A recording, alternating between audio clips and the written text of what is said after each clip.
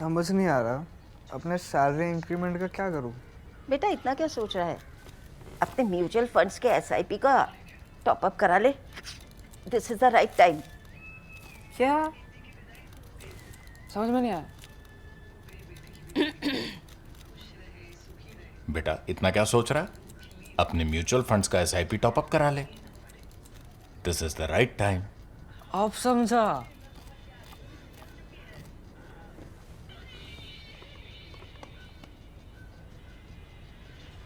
Mutual fund investments are subject to market risks.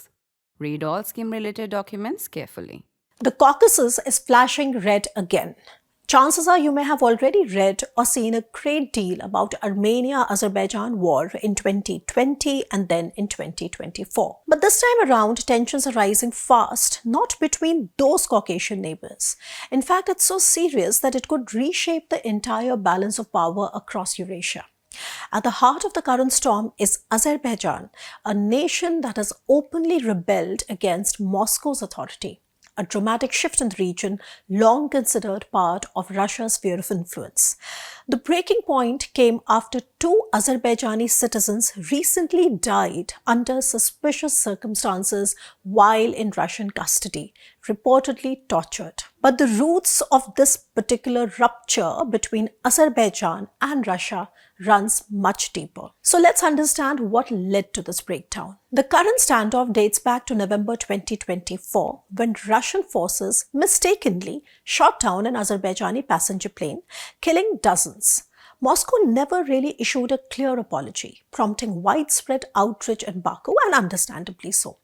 As the public mood turned furious, Azerbaijan retaliated economically, grounding Russian aircraft and suspending trade agreements with Moscow. Then things escalated again in June 2025 when Russian police in Yekaterinburg arrested 2 Azerbaijani brothers, both of whom later died in custody, and I just mentioned that. The Russian government's vague explanations only intensified public anger. In response, Azerbaijan launched a political counteroffensive, arresting Russian media personnel, shutting down the Sputnik news agency and many other journalists that were linked to Russian media, and closing Russian cultural centers across the country. The Sputnik office in Baku, reportedly a Russian intelligence hub, was a particular target. But the above hasn't happened in a day.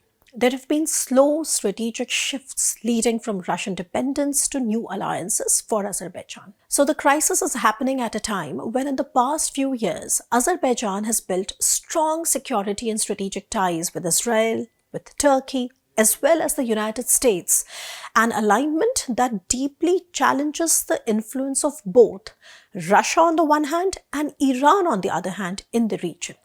And it also has implications for India, something I will explain later in the video.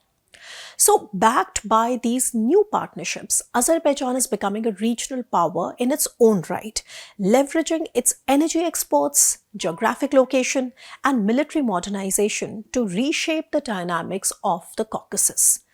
So, what's unfolding now has implications well beyond the region. It's about the shifting architecture of Eurasian geopolitics. But how did things get here? And of course, there is a bit of historical context which is needed to understand Azerbaijan's fraught relationship with Moscow now. Azerbaijan's relationship with Russia has always been interesting, if not always fraught with tension. Controlled by the Russian Empire in the 1800s, it was later folded into the Soviet Union, where Moscow dominated its politics, economy, and military. After the collapse of the USSR in 1991, Azerbaijan initially joined the Collective Security Treaty Organization, the CSTO, which is a Russian-led alliance, sometimes also called the Russian NATO.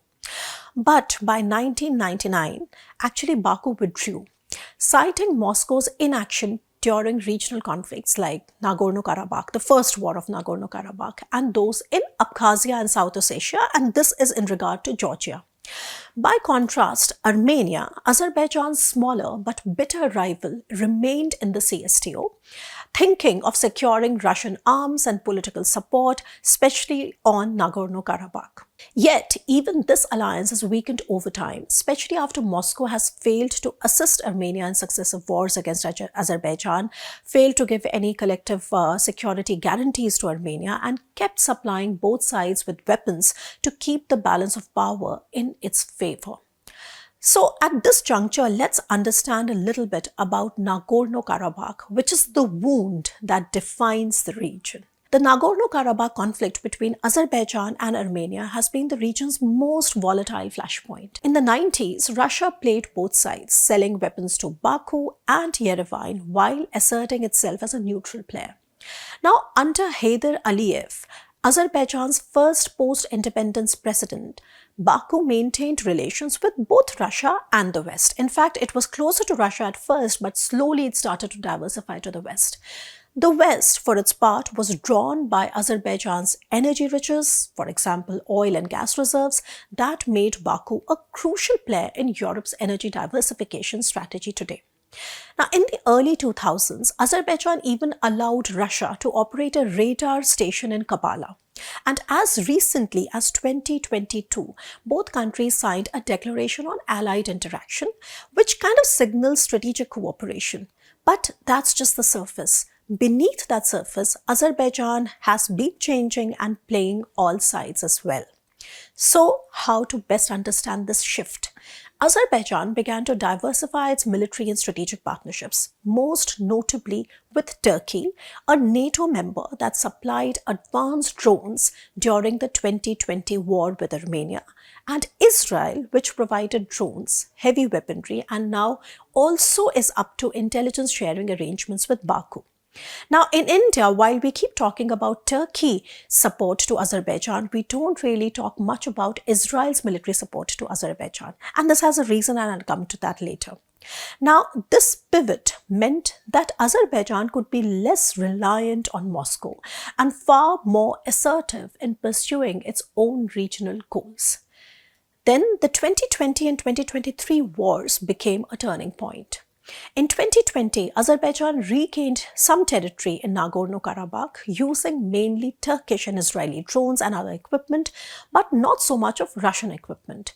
Moscow intervened only after Azerbaijan had secured its goals, dispatching peacekeepers but failing to stop Baku's advance and failing to do anything for its CSTO ally Armenia. Then, in 2023, with Russia mired in Ukraine and distracted, Azerbaijan launched a final operation to reclaim full control over Nagorno-Karabakh. It also ordered Russian peacekeepers out, which certainly was a major setback for the Kremlin. Even more striking, Baku began sending aid to Ukraine, a clear break from its ties with Russia. Now, a bit on Russia's waning grip on the Caucasus. One of the fallouts of the long-standing war in Ukraine, which is, today, Russia is rapidly losing influence in the Caucasus and beyond, especially in the Middle East as well. Its deepening involvement in Ukraine and inability to militarily win the war in 4 years has strained its military and diplomatic bandwidth, allowing Azerbaijan to move assertively and even Armenia to look through the Russian bubble of wider influence in the region. Therefore, not just Azerbaijan, but Armenia is quite disgruntled with Russia's inaction and is quietly exiting the Russian orbit already. Frustrated by Moscow's refusal to intervene on its behalf in past wars, Yerevan has distanced itself from the CSTO and has started building its own new security ecosystem with countries like India, France, and Greece, while also aiming to normalize ties with Azerbaijan. So, what are the new geopolitical realignments like? Azerbaijan's alliances are now reshaping the entire region. Let's start with energy. Azerbaijan is now a key energy supplier to Europe, filling the void left by EU's pivoting away from Russia's gas. The Trans-Anatolian Natural Gas Pipeline, or TANAP, the TANAP, and related infrastructure send Azeri gas through Georgia, Turkey, and into Europe. Countries like Germany have signed new energy agreements with Baku very recently, and many others have followed suit. Now let's talk about security. Turkey and Israel are critical military partners to Baku. With respect to Israel, though both sides keep the details under wraps, Israel has provided advanced surveillance systems, drones, and missiles. It is now reportedly considering joint intelligence operations in Baku. And why is that, you would ask? Because Azerbaijan borders Iran, and for Israel, that's strategically invaluable. Let's here talk a little bit about the Iran factor. After the recent Israeli military campaign, the Operation Rising Lion, the 12-day war, Tehran has actually accused Baku of allowing Israeli aircraft to use its airspace for strikes on Iranian territory. Iran has formally demanded an investigation in early July, which is just a few days ago, claiming that Israel had used the Caspian Sea corridor with Azerbaijani complicity. Now, this dynamic has positioned Azerbaijan, a Muslim-majority state, as a symbol of Israel's expanding influence in the Muslim world, and has also exposed Iran's vulnerability on its northern flank. Remember that Russia's inability to help Iran militarily has also put Iran in a vulnerable position as Israel and Azerbaijan have deepened their ties. But now let's come to yet another dynamic, which is the regional normalization. You know, the Turkey-Armenia-Azerbaijan triangle, where Georgia, the third member of the Caucasus, will also play a role. What we see now is that there is a broader push to normalize relations between Armenia and Azerbaijan, with so far Turkey playing a central role. What it means is that Russian and Iranian influence decreasing has been a win for Turkey. Following its defeat and the loss of all Nagorno-Karabakh territory, Armenia, which is a landlocked country, is now seeing value in negotiating peace using the Shusha Declaration, which was originally signed in 2021 after the First Nagorno-Karabakh War, as a framework. Key to this process of normalization under the Shusha Declaration is the Zangezur Corridor, a proposed transport route connecting Azerbaijan to its Nakhchivan exclave via southern Armenia. Under the 2020 ceasefire brokered by Russia, the corridor was to be monitored by Russian forces. But with Moscow's influence fading, Armenia now insists on a better control or a better sovereignty over this route, including customs and security. And Azerbaijan, on its part, is demanding third-party guarantees for any long-term agreement. Turkey supports this demand, and the European Union is also emerging as a possible guarantor, and the EU has had a long role to play in stabilizing the region. In a symbolic development, Armenia's Prime Minister Nikol Pashinyan has visited Istanbul as latest as June 2025, which is last month, marking the first official Armenian visit to Turkey. Another sign of the shifting tectonic plates in the region. Now, with all this background, let's understand what is India's role. A quiet but a rising stakeholder. You know, India has also emerged as an important player in the region's new balance. India is now Armenia's top defense supplier, surpassing even France, and supports deeper regional integration through the International North-South Transport Corridor (INSTC), which currently passes through Azerbaijan but not Armenia. What it means is that India has positioned itself to gain from both situations, war in the region as well as peace in the region. India is pushing to include Armenia in the INSTC, which would diversify routes and reduce dependency on any single player. Working alongside France and Greece, two countries with their own strategic interests in balancing Turkey and Russia, India, with good relations with Russia, is becoming an influential stabilizer in the Caucasus. So, what is next? Is this about a new Eurasian architecture? Let's see. Looking ahead, 4 major trends are worth watching. The first is, will Russia and Azerbaijan escalate into open conflict? So far, both sides have avoided full-scale military confrontation, but tensions remain high. In my opinion, Russia is unlikely to open yet another front while being bogged down in Ukraine with the urgency to win the war. The second factor is, will the Zangezur corridor be activated?